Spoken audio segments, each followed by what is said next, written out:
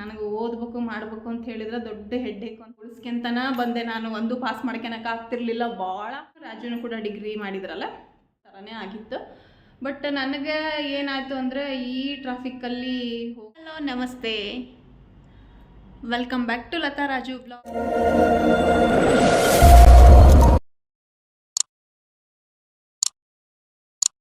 ಬನ್ನಿ ಇವತ್ತಿನ ವ್ಲಾಗ್ನ ಸ್ಟಾರ್ಟ್ ಮಾಡೋಣ. ಸೊ ಇವತ್ತು ಗುರುವಾರ ಆಗಿದ್ದರಿಂದ ನಾನು ಆ್ಯಕ್ಚುಲಿ ಲಾಸ್ಟ್ ಗುರುವಾರನೇ ಅನಿಸುತ್ತೆ ವ್ಲಾಗ್ನ ಅಪ್ಲೋಡ್ ಮಾಡಿದ್ದು. ಬಟ್ ಈಗ ಇತ್ತೀಚೆಗೆ ಒಂದು ಸ್ವಲ್ಪ ವ್ಲಾಗ್ ಮಾಡೋಕ್ಕಾಗಿಲ್ಲ. ಬಟ್ ಇವತ್ತೀಗ ದೇವಸ್ಥಾನಕ್ಕೆ ಹೋಗಿ ಬಂದೆ. ಸೊ ವ್ಲಾಗ್ನ ಈಗ ಸ್ಟಾರ್ಟ್ ಮಾಡ್ತಾಯಿದ್ದೀನಿ. ಸೊ ಅಡುಗೆ ಮಾಡ್ಕೋಬೇಕು. ಸೊ ಬರ್ರಿ ಏನೇನು ಮಾಡ್ತೀನಿ ಏನೇನಿಲ್ಲ ಅಂತ ಹೇಳಿ ನಿಮ್ಮ ಜೊತೆ ನಾನು ಶೇರ್ ಮಾಡ್ಕೊತೀನಿ. ಸೊ ಏನಪ್ಪ ಅಂತ ಹೇಳಿದ್ರೆ, ಒಂದಿಷ್ಟು ಜನ ಕೇಳ್ತಾಯಿದ್ರು ಹೌಸ್ ವೈಫು, ಸೊ ಯಾಕೆ ನೀವೇನು ಎಜುಕೇಷನ್ ಏನು ಓದಿಲ್ವಾ ಅಂಥೇಳಿ ಒಂದಿಷ್ಟು ಜನ ಕೇಳ್ತಾನೆ ಇದ್ದರು. ಯಾಕೆ ಹೌಸ್ ವೈಫೇ ಆಗಿದ್ದೀರಾ ಅಂತ ಹೇಳಿ. ಇನ್ನೊಂದಿಷ್ಟು ಜನ ಕೇಳ್ತಾಯಿದ್ರು ನನ್ನ ಫೇಸ್ಬುಕ್ಕಲ್ಲಿ ನಾನು ವರ್ಕ್ ಆ್ಯಟ್ ಅಂಥೇಳಿ ಏನು ಕೋಟಕ್ ಮಹೇಂದ್ರ ಬ್ಯಾಂಕ್ ಬೊಮ್ಮನಹಳ್ಳಿ ಅಂತ ಹೇಳಿ ಹಾಕಿದ್ದೇನೆ. ಸುಮಾರು ಜನ ಒಂದಿಷ್ಟು ಜನ ಗೊತ್ತಿಲ್ಲದೆ ಇರೋರು ಹಂಗೆ ಕೇಳ್ತಾ ಇದ್ದಾರೆ. ಗೊತ್ತಿರೋರು ಫೇಸ್ಬುಕ್ಕಿಂದ ಬಂದು ಇನ್ಸ್ಟಾಗ್ರಾಮಲ್ಲಿ ಏನು ಕೇಳ್ತಾ ಇದ್ದಾರಪ್ಪ ಅಂದರೆ, ಸೊ ನೀವು ವರ್ಕ್ ವುಮೆನ್ನ ಅಂತ ವರ್ಕ್ ಮಾಡ್ತೀರಾ ನೀವು ಅಂತ ಒಂದಿಷ್ಟು ಜನ ಕೇಳ್ತಾ ಇದ್ದಾರೆ. ಯಾವ ವರ್ಕು ಮಾಡ್ತಿಲ್ಲ. ನಾನು ಸ್ಟಾರ್ಟಿಂಗ್ ಮದುವೆ ಆಗಿ ಬಂದಾಗ ನಾನು ವರ್ಕ್ ಮಾಡಿದೆ, 1 ಇಯರ್ ಮಾಡಿದೆ ಅನ್ಸುತ್ತೆ ಮೇ ಬಿ, ನಾನು ಮದುವೆ ಆಗಿ ಸ್ಟಾರ್ಟಿಂಗ್ ಬಂದಾಗ. ಸೊ ಹಂಗಾಗಿ ಆವಾಗ ನಾನು ಏನೋ ಒಂದು ಇಲ್ಲೇ ಎಲೆಕ್ಟ್ರಾನಿಕ್ ಸಿಟಿ ರೂಪೇನ ಅಗ್ರಹಾರ, ಬೊಮ್ಮನಹಳ್ಳಿ ರೂಪೇನ ಅಗ್ರಹಾರ 2 ಅಕ್ಕಪಕ್ಕನಲ್ಲ. ಸೊ ಅದು ಆ್ಯಕ್ಚುಲಿ ಶಾಖೆ ಬಂದುಬಿಟ್ಟು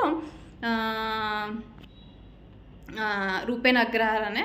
ಸೊ ಬೊಮ್ಮನಹಳ್ಳಿ ಎಲ್ಲ ಇರೋ ಶಾಖೆ ಬಂದುಬಿಟ್ಟು ಬೊಮ್ಮನಹಳ್ಳಿನೇ, ಬಟ್ ಇದ್ದಿದ್ದು ರೂಪೇನ ಅಗ್ರಹಾರ 2 ಆ ಕಡೆ ಈ ಕಡೆನೇ ಅಲ್ಲ. ಸೊ ಹಂಗಾಗಿ ನಾನು ಅಲ್ಲಿ ವರ್ಕ್ ಆ್ಯಟ್ ಅಂತ ಅಂದಾಗ, ನಾನು ಆ್ಯಕ್ಚುಲಿ ಮದುವೆಗೂ ಮೊದಲು ವರ್ಕ್ ಮಾಡ್ತಿದ್ನಲ್ಲ ಆ ಪ್ಲೇಸ್ ಬಗ್ಗೆ ನಾನು ಅಲ್ಲಿ ಮೆನ್ಷನ್ ಮಾಡಿದ್ದೆ. ಈ ಮೊಬೈಲ್ ಒಂದು ಸಖತ್ ಭಾರ ಇರೋಕ್ಕೆ ಕೈಯಲ್ಲೇ ಹಿಡ್ಕೊಂಡು ವಿಡಿಯೋ ಮಾಡೋದು ಕಷ್ಟ. ಇನ್ನೊಂದು ಅಷ್ಟು ಏನಾದ್ರು ಹೆಚ್ಚು ಕಡಿಮೆ ಆಗಿ ನನ್ನ ಮೊಬೈಲ್ ಕೆಳಗೆ ಬಿತ್ತು ಅಂತ ಹೇಳಿದರೆ, ಈ ಮೊಬೈಲ್ ಆಲ್ಮೋಸ್ಟ್ ಅಲ್ಲಿ ಗೊತ್ತಿರ್ತೈತಿ ನನ್ನ ಮೊಬೈಲ್ ಸ್ವಲ್ಪ ಬ್ಯಾನ್ ಆಗೈತಿ, ಅಂದರೆ ಸ್ವಲ್ಪ ಕೆಟ್ಟತಿ. ಹಾಗಾಗಿ ಮೊಬೈಲ್ ಹಂಗೆ ಹಿಡ್ಕೊಂಡು ಏನಾದ್ರು ಕೈ ಬಿಟ್ಟೆ ಅಂದ್ರೆ ಹೋತು ಅಂತ ಹೇಳಿದ್ರೆ ಈ ಮೊಬೈಲ್ ಇಲ್ದಂಗೆ ಆಕತಿ ಅಂಥೇಳಿ ಸೊ ಸ್ಟ್ಯಾಂಡಿಗೆ ಹಾಕಿದೆ. ಬಗ್ಗೆ ಹೇಳ್ತಾ ಇದ್ನಲ್ಲ, ಸುಮಾರು ಜನ ಕೇಳ್ತಾನೇ ಇದ್ದರು ಫೇಸ್ಬುಕ್ಕಲ್ಲಿ ಹಾಕಿರೋದ್ರಿಂದ. ಮತ್ತು ವರ್ಕಿಂಗ್, ಸೊ ನೀವು ಹೌಸ್ ವೈಫು ಬಟ್ ವರ್ಕ್ ಯಾಕೆ ಮಾಡ್ತಾ ಇಲ್ಲ ಅಂತ ಹೇಳಿ. ಆ್ಯಕ್ಚುಲಿ ನಾನು ಮದುವೆಗೂ ಮೊದಲು ನನ್ನ ಆ್ಯಕ್ಚುಲಿ PUC ಮುಗಿಸಿದ ತಕ್ಷಣವೇ ನಾನು ವರ್ಕ್ ಮಾಡೋಕ್ಕೆ ಸ್ಟಾರ್ಟ್ ಮಾಡಿದ್ದು. ನಾನೊಂದು ಅಂದರೆ ಈಗ ನನ್ನ ಫುಲ್ ಪ್ರತಿಯೊಂದನ್ನು ಹೇಳಬೇಕಾಗುತ್ತೆ. ಸೊ ಹಾಗಾಗಿ ನಾನು ಇನ್ ಡೀಟೇಲ್ ಎಲ್ಲ ಹೇಳಿ, PUC ಮುಗಿಸಿದ ತಕ್ಷಣವೇ ನಾನು ಸೊ ಮುಂದೆ ನನಗೆ ಇನ್ನೊಂದೇನೆಂದರೆ ಓದೋ ಹವ್ಯಾಸ ಭಾಳ ಕಡಿಮೆ. ನಮ್ಮನೆ ಓದು ಅಂತಿದ್ರು. ನನಗೆ ಓದಬೇಕು ಮಾಡಬೇಕು ಅಂತ ಹೇಳಿದ್ರೆ ದೊಡ್ಡ ಹೆಡ್ಡೇಕು ಅಂತ ಅನಿಸ್ಬಿಡೋದು ನನಗೆ. ಹಾಗಾಗಿ ಏನು ಮಾಡಿದೆ, PUC ಮುಗಿಸಿದ ತಕ್ಷಣವೇ ನಾನು ಕಂಪ್ಯೂಟರ್ ಕ್ಲಾಸಿಗೆ ಅಂತ ಹೋದೆ. ಸೊ ಕಂಪ್ಯೂಟರ್ ಕ್ಲಾಸಲ್ಲಿ ಹೋದಾಗ ಸೊ ಕಂಪ್ಯೂಟರ್ ಮಾಡ್ತಾನೆ ಅಲ್ಲೇನ ಏನಾಯಿತು, ಮುಗಿಸಿದೆ. ನಾನು ಆ್ಯಕ್ಚುಲಿ ಒಂದು ಕೋರ್ಸ್ ಮಾಡ್ತಾಯಿದ್ದೆ, ಒಂದು 3 ಮಂತ್ಸ್ ಆ ಕೋರ್ಸ್ನ ಮುಗಿಸಿದೆ. ಅದಾದಮೇಲೆ ಅಲ್ಲೇ ಏನಾಯಿತು, ಟೀಚಿಂಗಿಗೆ ಅಂತ ಹೇಳಿ ಹೋಗೋಕ್ಕೆ ಸ್ಟಾರ್ಟ್ ಮಾಡಿದೆ. ಅಂದರೆ ನಾನು ಡಿಗ್ರಿ ಆಗಿದ್ದರೆ ನನಗೆ ಟೀಚಿಂಗ್ ಕೊಡೋರು, ನನಗೆ ಕಂಪ್ಯೂಟರ್ ಪ್ರಾಕ್ಟಿಕಲ್ ಮಾಡೋಕ್ಕೆ ಮಾತ್ರ ಕೊಟ್ಟಿದ್ದರು. ಟೀಚಿಂಗಿಗೆ ಅಂತ ಹೇಳಿದ್ರೆ ಡಿಗ್ರಿ ಮುಗ್ದಿರಬೇಕು ಅಂತ ಹೇಳಿದರು. ಸೊ ಹಾಗಾಗಿ ನಂದಿನ್ನೂ ಡಿಗ್ರಿ ಆಗಿರಲಿಲ್ಲಲ್ಲ, ಹಾಗಾಗಿ ಜಸ್ಟ್ ಪ್ರಾಕ್ಟಿಕಲ್ ನಾನು ಹೇಳ್ಕೊಡೋದು ಎಲ್ಲ ಮಾಡ್ತಿದ್ದೆ. ಸೊ ಹಂಗಾಗಿ ನಾನು ಅಲ್ಲೇ ಕಂಪ್ಯೂಟ್ರಿಗೆ ಜಾಯ್ನ್ ಆದೆ PUC ಮುಗಿಸಿದ ತಕ್ಷಣವೇ. ಸೊ ಅದಾದಮೇಲೆ ಅಲ್ಲೇ ಕಂಪ್ಯೂಟ್ರಿಗೆ ನಾನು ಜಾಯ್ನ್ ಆದಾಗ ಏನು APMC ಬ್ಯಾಡಗಿ ಅಂಥೇಳಿ. ಸೊ ಅಲ್ಲೊಬ್ಬರು ಸರ್ ಬಂದು ನಮಗೊಬ್ಬರು ವರ್ಕಿಂಗ್ ವುಮೆನ್ ಬೇಕು, ಸೊ ಅಲ್ಲೊಬ್ಬರು ಕೆಲಸದವ್ರು ಬೇಕು ಅಂತ ಕೇಳಿದರು. ಸೊ ಆವಾಗ ಅಕ್ಕ ಏನು ಮಾಡಿದ್ಲು, ಸೊ ಇನ್ಸ್ಟಿಟ್ಯೂಟ್ ಓನರು, ಇವಳು ಚೆನ್ನಾಗಿ ಮಾಡ್ತಾಳೆ ಒಂದು ಸಲ ನೋಡ್ರಿ ಅಂತ ಹೇಳಿದರು. ಸೊ ಹಂಗಾಗಿ ನಾನು ಅದೇ ಕಲ್ತಿದ್ದೆ, ಬಟ್ ನನಗೇನೂ ಬರ್ತಿರ್ಲಿಲ್ಲ. ಅವ್ರು ನನಗೆಲ್ಲ ಹೇಳ್ಕೊಟ್ರು. APMC ಬ್ಯಾಡಗಿ ಒಳಗೆ ನಾನು 1.5-2 ವರ್ಷ ಮಾಡಿದೆ ಅನಿಸುತ್ತೆ ಮೇ ಬಿ. ಅದಾದಮೇಲೆ ಅಲ್ಲಿಂದನೂ ಬಿಟ್ಟು ಅಗ್ರಿಕಲ್ಚರ್ ಅಂದರೆ ಏನು ಕೃಷಿ ಇಲಾಖೆ ಅಂಥೇಳಿ. ಸೊ ಅಲ್ಲಿ ಕೃಷಿ ಇಲಾಖೆ ಒಳಗೆ ನಾನು ಮತ್ತೆ ಒಂದು 5-6 ವರ್ಷ ಅಪ್ ಟು ಮದುವೆ ಆಗೋವರೆಗೂ ನಾನು ಅಲ್ಲೇ ನಾನು ಕೆಲಸ ಮಾಡಿದ್ದು. ಸೊ ಹಾಗಾಗಿ ನಾನು ಕೂಡ ಏನು ವರ್ಕ್ ಮಾಡ್ತಾನೆ ಡಿಗ್ರಿ ಕೂಡ ಮಾಡೋಕ್ಕೆ ಸ್ಟಾರ್ಟ್ ಮಾಡಿದೆ. ಸೊ ಡಿಗ್ರಿ ಓದೋದು ಅಂದ್ರೆ ಗೊತ್ತಲ್ಲ ನಿಮ್ಗೆ, ಹಂಗೆ ಬಂದರು ಹಿಂದೊಂದು ಹಂಗೆ ಉಳಿಸ್ಕೊಂತನ ಬಂದೆ. ನಾನು ಒಂದು ಪಾಸ್ ಮಾಡ್ಕೊಳಕ್ಕೆ ಆಗ್ತಿರ್ಲಿಲ್ಲ ಭಾಳ. ಅದಾದಮೇಲೆ ನನ್ನ ಜೊತೆಗೂ ರಾಜುನು ಕೂಡ ಡಿಗ್ರಿ ಮಾಡಿದ್ರಲ್ಲ. ಬೈತಿದ್ದ ಅವ್ನು ಯಾವಾಗಲೂ ಓದು ಬರೀ ಅಂತ. ಅವ್ನು ಓದ್ತಿರ್ಲಿಲ್ಲ, ಬಟ್ ಒಂದಿನ ಬುಕ್ ಹಿಡ್ಕೊಂಡು ಕೂತ್ಕೊಂಡ್ಬಿಟ್ರೆ ಪೂರ್ತಿ ಇಳಿಸಿ ಬಂದುಬಿಡೋನು. ಅದು ಹೆಂಗೆ ಬರೀತಿದ್ನೋ ಏನೋ ಗೊತ್ತಿಲ್ಲ. ನಾವು ಎಷ್ಟು ಬುಕ್ ಹಿಡ್ಕೊಂಡ್ರೂ ನಮ್ಮ ತಲೆಗೆ ಹೋಗ್ತಿರ್ಲಿಲ್ಲ. ಅದು ಏನಾರ ಹೇಳಿದ್ದನ್ನು ತಲೆಗೆ ಹೋಗ್ತಿತ್ತೋ ಹೊರತು ಕುತ್ಕೊಂಡು ಓದಿದ್ದು ಮಾತ್ರ ನನ್ನ ತಲೆಗೆ ಹೋಗ್ತಿರ್ಲಿಲ್ಲ. ಹಾಗಾಗಿ ಒಂದು ಲೆಕ್ಕಕ್ಕೆ ಹೆಂಗೋ ಒಂದು ಬೈದ್ನಲ್ಲ ಅಂತ ಹೇಳಿ ಫಸ್ಟ್ ಇಯರು ಮತ್ತು ಫೈನಲ್ ಇಯರ್ ಕ್ಲಿಯರ್ ಮಾಡಿಕೊಂಡೆ. ಸೆಕೆಂಡ್ ಇಯರಿಂದ ಒಂದು ಸಬ್ಜೆಕ್ಟ್ ಉಳಿತು ಇಂಗ್ಲೀಷ್ ಅಂದ್ಬಿಟ್ರೆ ನಮ್ಮೊಬ್ಬ ಭಾಳ ಅಂದ್ರೆ ಭಾಳ ದೂರ ನಾವು. ಅದು ಇವನು ಬಂದಮೇಲೆ ಒಂದು ಲೆಕ್ಕಕ್ಕೆ ಇಂಗ್ಲೀಷ್ ನಾನು ಕಲ್ತಿದ್ದು. ಹಾಗಾಗಿ ಸೆಕೆಂಡ್ ಇಯರ್ದೊಂದು ಉಳಿತು. ಸೊ ಮದುವೆ ಆದಮೇಲೂ ಕೂಡ 1 ವರ್ಷ ಕಟ್ಟಿದೆ. ಮದುವೆ ಮುಗಿಸಿದ ಮೇಲೂ ಕಟ್ಟಿದೆ, ಅದು ಕೂಡ ಪಾಸ್ ಆಗಲಿಲ್ಲ. ಹಾಗಾಗಿ ನನ್ನ ಡಿಗ್ರಿ ಕಂಪ್ಲೀಟ್ ಆಗಿಲ್ಲ. ಫಸ್ಟ್ ಇಯರು ಮತ್ತು ಫೈನಲ್ ಇಯರ್ ಕಂಪ್ಲೀಟ್ ಆಗೈತಿ. ಸೆಕೆಂಡ್ ಇಯರ್ ಇದೊಂದು ಹಂಗೆ ಉಳಿತು. ಅದಾದಮೇಲೆ ನಾನು ಕಟ್ಟಾಕು ಹೋಗಲಿಲ್ಲ. ಹಾಗಾಗಿ ಇನ್ಕಂಪ್ಲೀಟ್ ಡಿಗ್ರಿ ಅಂತಲೇ ಹೇಳ್ಬೋದು. ಸೊ ಅಲ್ಲಿ ಅದು ಮುಗಿಸ್ಕೊಂಡು ಮದುವೆ ಆಗಿ ಎಲ್ಲ ಬಂದುಬಿಟ್ನಲ್ಲ, ಇಲ್ಲಿ ಬಂದ ತಕ್ಷಣ ನನಗೆ ನಾನು ಯಾವಾಗಲೂ ಹೊರಗೆ ಹೋಗಿ ಕೆಲಸ ಮಾಡಿದವಳಲ್ಲ. ಹಾಗಾಗಿ ಕೆಲಸ ಆ್ಯಕ್ಚುಲಿ ಇದನ್ನು ಯಾಕೆ ಹೇಳ್ತಾ ಇದ್ದೀನಿ ಅಂದರೆ ಒಂದಿಷ್ಟು ಜನ ಕೇಳ್ತಾಯಿದ್ರು ಅನ್ನೋ ಕಾರಣಕ್ಕೆ ಅವರಿಗೆ ನಾನು ಎಕ್ಸ್ಪ್ಲೈನ್ ಮಾಡ್ತಾಯಿದ್ದೀನಿ. ಸೊ ಅದು ಅಲ್ಲಿ ಹಾಕಿರೋ ವರ್ಕ್ ಅಂತೇಳಿ ಹಾಕಿದ್ದೇನೆ. ಸೊ ಅದಕ್ಕೋಸ್ಕರ ನಾನು ಈ ವಿಡಿಯೋ ನಿಮ್ಮ ಜೊತೆ ನಾನು ಶೇರ್ ಮಾಡ್ಕೊತಾ ಇದ್ದೀನಿ. ಸೊ ಇಲ್ಲಿ ಬಂದ ಮೇಲೂ ಕೂಡ ನಾನು ಸುಮಾರು ಒಂದು 3 ಹತ್ರ ವರ್ಕ್ ಮಾಡಿದೆ. ನಾನು ಆ್ಯಕ್ಚುಲಿ ಇಲ್ಲೇ ನಾವಿದ್ದ ಏರಿಯಾದಲ್ಲಿ ಒಂದು ಸ್ವಲ್ಪ ದಿನ ಮಾಡಿದೆ. ಅದಾದಮೇಲೆ ಕೋರಮಂಗಲ ಏನು ಟೀಮ್ ಲೀಸ್ ಅನ್ನೋ ಒಂದು ಕಂಪ್ನಿ ಒಳಗೆ ಒಂದು ಸ್ವಲ್ಪ ದಿನ ಮಾಡಿದೆ. ಅದಾದಮೇಲೆ ಕೋಟಕ್ ಮಹೇಂದ್ರ ಬ್ಯಾಂಕ್ ಅಂತ ಹೇಳಿ ಮಾಡೋಕ್ಕೆ ಸ್ಟಾರ್ಟ್ ಮಾಡಿದ್ದು. ಸೊ ಅಲ್ಲಿ ಆ್ಯಕ್ಚುಲಿ ಚೆನ್ನಾಗಿತ್ತು. ನಾವು ಅಲ್ಲೇ ಸೆಟ್ಲ್ ಆಗೋ ಥರನೇ ಕಾಂಟ್ರಾಕ್ಟಿಗೆಲ್ಲ ಫಾರ್ಮನ್ನು ಫಿಲ್ ಮಾಡಿಸಿ, ಕಾಂಟ್ರಾಕ್ಟ್ ಇದ್ದಿದ್ದನ್ನು ಫಾರ್ಮು ಫಿಲ್ ಮಾಡಿಸಿ ಅಲ್ಲೇ ಜಾಯಿನ್ ಆಗೋ ಥರನೇ ಆಗಿತ್ತು. ಬಟ್ ನನಗೆ ಏನಾಯಿತು ಅಂದರೆ ಈ ಟ್ರಾಫಿಕ್ಕಲ್ಲಿ ಹೋಗೋದು ನನಗೆ ಟ್ರಾವೆಲಿಂಗ್ ಅಂದರೆ ಮೊದಲು ಆಗಂಗಿಲ್ಲಲ್ಲ. ಹಾಗಾಗಿ ಅಷ್ಟು ನಾನು ಆ್ಯಕ್ಚುಲಿ 2 ಬಸ್ ಹಿಡಿದು ಫಸ್ಟಿಗೆ 2 ಬಸ್ ಇಲ್ಲಿಂದ ಮಡಿವಾಳ ಹೋಗಿ ಮಡಿವಾಳದಿಂದ ಕೋರಮಂಗಲಕ್ಕೆ 2 ಬಸ್ ಹಿಡಿದು ಹೋಗಬೇಕಾಗಿತ್ತಲ್ಲ. ಆ ಕಾರಣಕ್ಕೆ ಅಲ್ಲಿಂದ ನಾನು ಇಲ್ಲೇನೋ ರೂಪೇನ ಅಗ್ರಹಾರಕ್ಕೆ ಶಿಫ್ಟ್ ಆದೆ. ಸೊ ಇಲ್ಲೇ ಒಂಥರ ಚೆನ್ನಾಗಿತ್ತು, ಕೆಲಸ ಆರಾಮ್ ಮಾಡ್ಕೊಂಡು ಹೋಗ್ಬೋದಿತ್ತು. ಹಾಗಾಗಿ ಅಲ್ಲೇ ಸೆಟ್ಲ್ ಆಗೋ ಥರನೂ ಒಂದು ಕಾಂಟ್ರಾಕ್ಟಿಗೆ ನಾವು ಸಿಗ್ನೇಚರ್ ಮಾಡಿ ಎಲ್ಲ ಮಾಡಿದ್ವಿ. ಬಟ್ ಅದೇನೇನೋ ಮತ್ತೆ ತೋಪೆದ್ದು ಆಮೇಲೆ ನನಗೂ ಓಡಾಡೋದು ಕಷ್ಟ ಆಗ್ಬಿಡುತ್ತೆ. ಹಾಗಾಗಿ ನಾನು ಕೂಡ ಜಾಬ್ ಬಿಟ್ಟೆ. ಸೊ ನಂದು ಜಾಬ್ ಬಂದುಬಿಟ್ಟು ಬೊಮ್ಮನಹಳ್ಳಿ ರೂಪೇನ ಅಗ್ರಹಾರ ಎಲೆಕ್ಟ್ರಾನಿಕ್ ಸಿಟಿನೇ.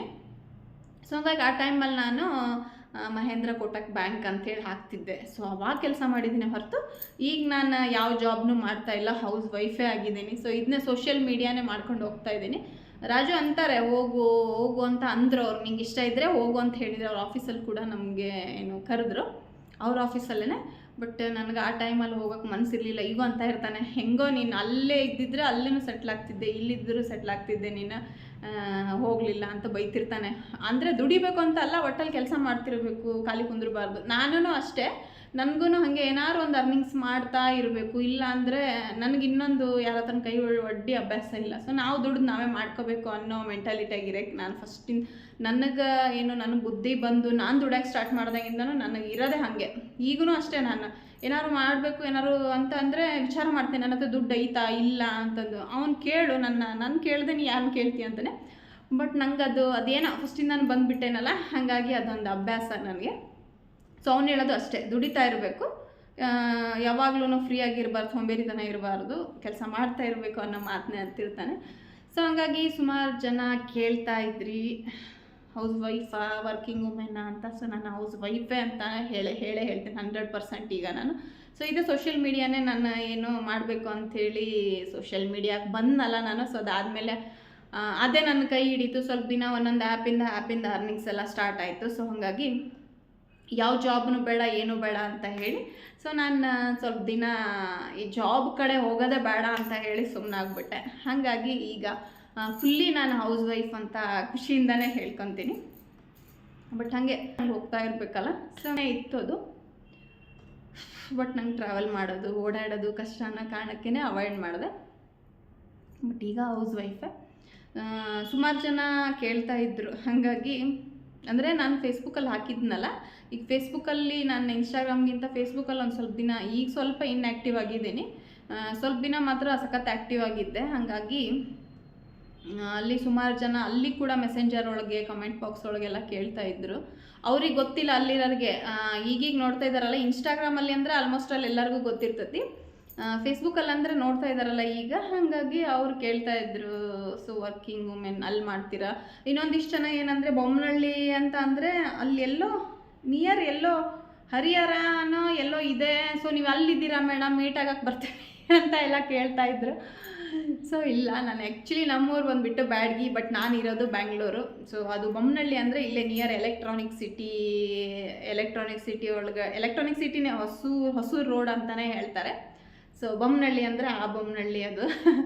ಸೊ ಇದ್ರ ಮೇಲೆ ಕ್ಲಾರಿಫೈ ಸಿಕ್ಕಿರುತ್ತೆ ಅಂತ ಅನ್ಕೊತೀನಿ ನಾನು. ನನಗೂ ಬೊಮ್ಮನಹಳ್ಳಿ ಅಂದರೆ ಅಲ್ಲಿ ಎಲ್ಲಿ ಬರುತ್ತೋ ನನಗೂ ಗೊತ್ತಿಲ್ಲ. ಅದು ನಾವು ಹರಿಹರ ದಾವಣಗೆರೆ ಹತ್ತತ್ರ ನಿಯರೇ ಇರೋದು, ಬಟ್ ನಂಗೆ ಗೊತ್ತಿಲ್ಲ ಬೊಮ್ಮನಹಳ್ಳಿ ಎಲ್ಲಿ ಬರುತ್ತದು ಅಂತ ಹೇಳಿ.